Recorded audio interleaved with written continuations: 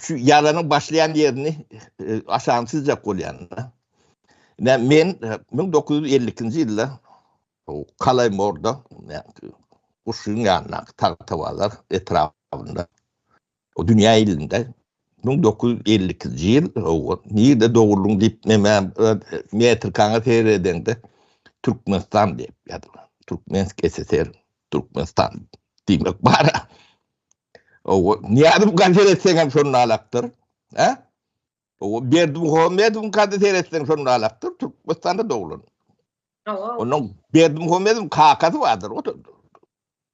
Yani 22. yılda doğulun derler. 24. yılda. Ondan sonra doğulun. O da Türkmenistan deyip geldi. Yani şurada atlar göz görtülü görünüp dukan. O Türkmenistan yanı döredi. 91. yıl deyip olur mu? Türkler sözü var ya, mantığa sığmaya da.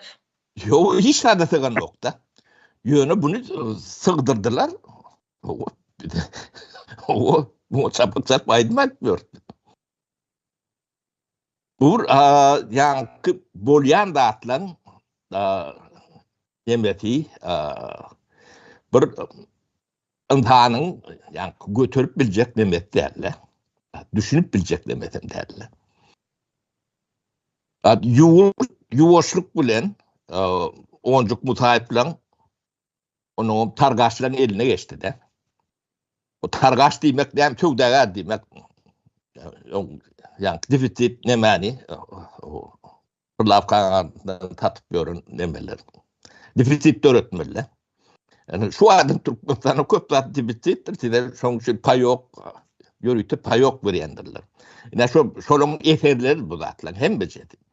Yani önüne sakına var. Ya dur söylenim yalan.